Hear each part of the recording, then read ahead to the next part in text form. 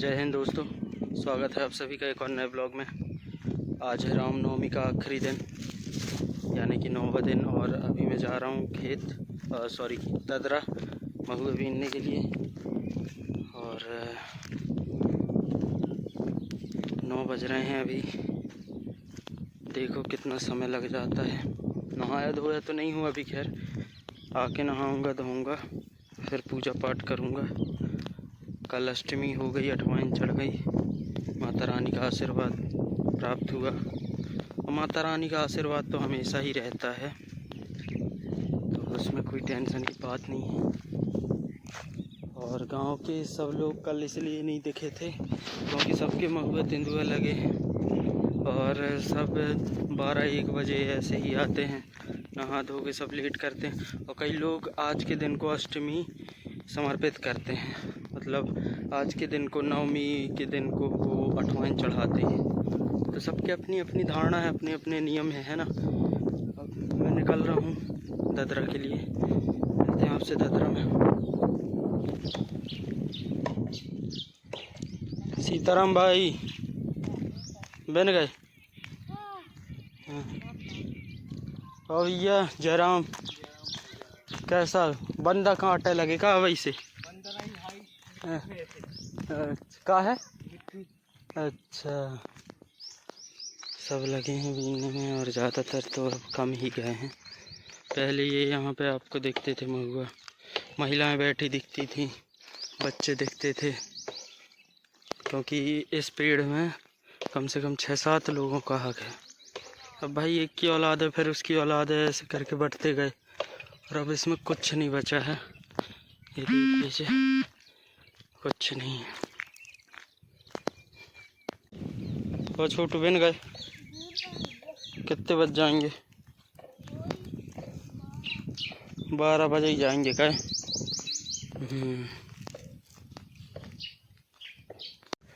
पहुंच गए ददरा। ये देखिए बिल्कुल अब शांति है।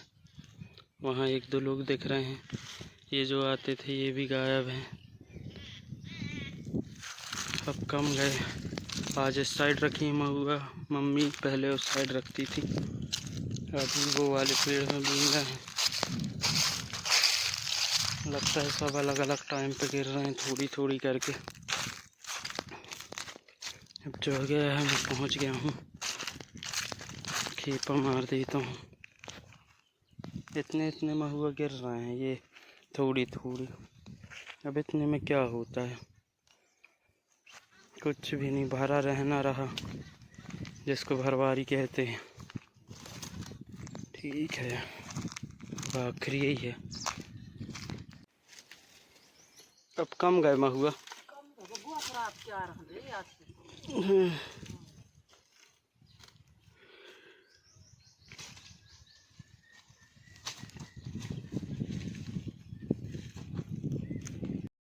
निकल रहा हूँ अब मैं, और सब लोग बीन बीन के चले गए हैं। मम्मी बता रही थी कि मवेशी आ जाते हैं और अब कम गिरते हैं, जल्दी गिर जाता है तो सब बीन बान के सब चले गए।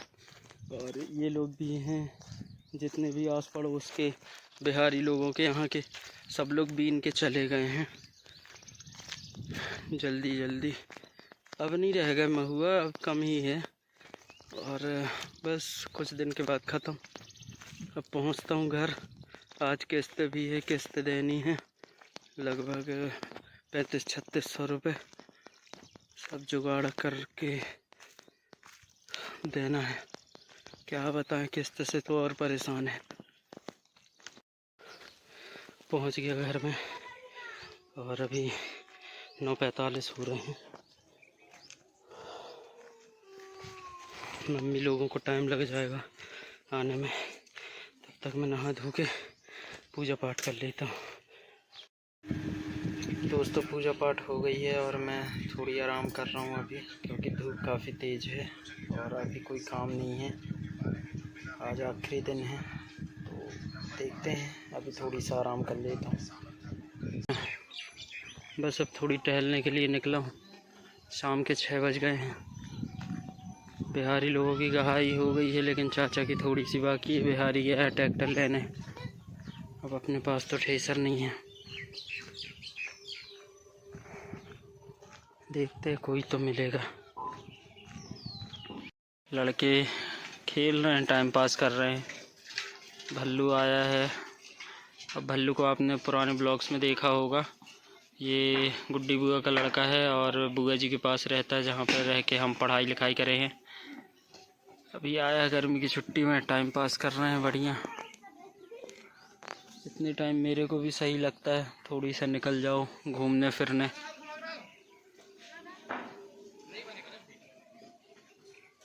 अब बिहारी लोगों की अगर आज कंप्लीट हो जाती तो कल लकड़ी ढुलाना है। बहुत परेशान हो रहे हैं, घर से डांट पड़ रही। मम्मी रोज़ पूछती हैं कब होगी कब होगी, कब घर आएगी लकड़ी। क्या बोल दो, चोरी का डर है ना, मेन बात ये है। चोरी का डर ना हो तो पड़ी रहे, कोई दिक्कत नहीं है, लेकिन चोरी का खतरा है, चोरों से परेशान है। अभी मेरे को एक टेंशन ये लगी रहती है कि भाई कुछ काम धाम चलने लगे। अब जैसे ये 2-3 महीने रहेंगे, अब परेशानी वाला समय ही रहेगा, क्योंकि कोई रोज़गार नहीं रहेगा। खेती पे आश्रित व्यक्ति हूँ मैं, और घर छोड़ के कहीं जा नहीं सकता। अब सोच रहा हूँ कि क्या कर सकता हूँ, क्या बेहतर कर सकता हूँ जिससे आवक बन जाए मेरी। और अभी गाड़ी की किस्त भी जा रही है। अरे आज की किस्त की बात करें तो आज मेरी 3700 रुपये की किस्त गई है।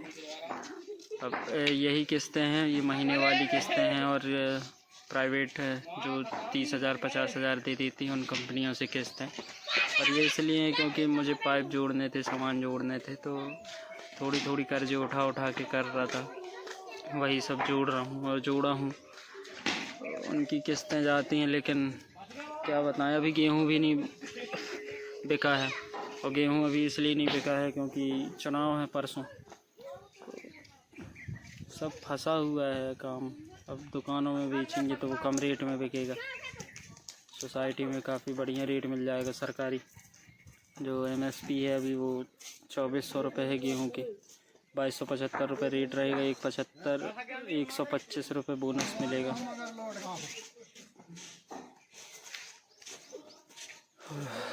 बहुत कुछ है, परेशानियां तो काफ़ी ज़्यादा हैं, सॉल्यूशन कम है, पर विश्वास है एक दिन समय बदलेगा, तब अच्छा लगेगा, ये चीज़ें याद आएंगी। अभी मैं बाहर काम में जाने वाला था, और बस यही पल्लेदारी का काम, बोरी फेंकना, गाड़ियों में बोरी लोड करना, अनलोड करना, लेकिन घर के मना कर दिए, कहते बीमार पड़ जाएगा। अभी बीच में पड़ भी गया रहा, सभी में दिक्कत है। अब ये है हमारा दुग्गू, ये जाता है काम में। कहाँ जाता है दुग्गू? दहरी पास ही में ना। हाँ, कितने किलोमीटर दूर? ज़्यादा नहीं, 10 किलोमीटर का काम है वहाँ, पोल्ट्री फार्म में। पोल्ट्री फार्म में कितना, मतलब कितना दिन का? मुझे अपन को मिलता है दिन का कितना, 260 रुपये। हफ्ते का कितना? हफ्ते का मिलता है 1820 रुपये। 1820 रुपये। तो दोस्तों बहुत बढ़िया है यार, मतलब ना से बेहतर है। और दुग्गू शुरुआत से लगा हुआ है, जब से मैं यहाँ पे आया हूँ। मेरे को लगभग 7 साल होने लगे, और तब से मैं देख रहा हूँ ये लड़का मतलब धंधी फंदी में रहा नहीं है, और बढ़िया अपने काम से काम रखता है। पढ़ाई इसने ज़्यादा नहीं करी है, पढ़ाई ड्रॉप कर दिया क्योंकि घर में ये अकेला है, और इससे बड़ी 3 बहनें, एक बहन की शादी हो गई है, 2 बहन बाकी हैं, अभी शायद इस साल करें किसी की। और बस इसको मैंने जब से देखा है तो ये काम में लगा ही रहता है, फालतू घूमना घामना नहीं। ऐसे मैं भी सोचता हूँ कि भाई मैं चलो खेती पे आश्रित हूँ, लेकिन जैसे ये भैया आ गए, अब ये वहीं से आ रहे हैं सब, मतलब पोल्ट्री फार्म वाले हैं, और ये सब लगे हुए हैं कि भाई अपन कहीं फ़िक्स हो जाएं, परमानेंट टाइप के हो जाएं। क्योंकि एक है भाई वो परमानेंट है, उनकी सैलरी भी अच्छी है, 9000 रुपये है, मतलब महीने की 9000 है ना, महीने की 9000 रुपये है। बंदे ने अपने दम पे बाइक ले ली, और बढ़िया चल रहा है। अलाउंसेस भी अच्छे रहते पोल्ट्री फार्म में, उनको ये मिल जाता है कि भाई उनको अगर रहना हो तो वहीं पर रूम मिल जाता, बच्चों को स्कूल मिल जाता फ्री। तो और दुग्गू का ऐसा है, ये लगा हुआ है, अगर परमानेंट हो जाएगा तो बहुत बेहतर है। बाकी ये लफड़े में नहीं रहा है कभी भी कि जैसे गांव के बाकी लोग रहते, छोटे छोटे से बच्चे हमारे गांव के यहाँ के दारू पीने लगे, नशेबाजी में उतर गए, पढ़ाई ड्रॉप कर दिया उनने, गलत संगतों में पड़ गए, लेकिन दुग्गू अपने में लगा रहा। अब मेरे को ऐसे लोग बहुत इंस्पायरिंग, मतलब इन लोगों से बहुत सीखने मिलता है, बहुत अच्छे लगते हैं भाई, जो अपने काम से काम रखते हैं और घर परिवार की जिम्मेदारी समझते हैं। मैं भी समझ रहा हूँ, कर रहा हूँ, अपनी तरफ से बेहतर कर रहा हूँ, लेकिन मैं जो सोच रहा हूँ वो नहीं हो रहा है मेरे साथ। मैं कुछ बेहतर सोच रहा हूँ कि कुछ हो, लेकिन मतलब वैसा रिस्पॉन्स नहीं आ रहा मेरे काम का, चाहे वो खेती हो, चाहे वो यूट्यूब हो, चाहे वो इंस्टाग्राम हो, कहीं से मतलब उतना सही नहीं हो रहा है। देखते हैं, कभी तो समय आएगा। तो दोस्तों अब जाने लगा मैं घर, और शाम तो हो ही गई है, जाके पूजा पाठ करूँगा। आज आखिरी दिन है, माता रानी की विदाई है। अब इस बार तो जवारे हमारे यहाँ नहीं रखे, तिसाला में रखे जाते हैं। तिसाला का अर्थ ये होता है कि हर 3 साल में एक बार। अब लास्ट ईयर के ब्लॉग में आपने देखा होगा कि पिछले साल रखे गए रहे, 2022 में रखे थे, तो अब शायद अगली बार रखें। दिखाते हैं आपको, आगे पूजा कर लें।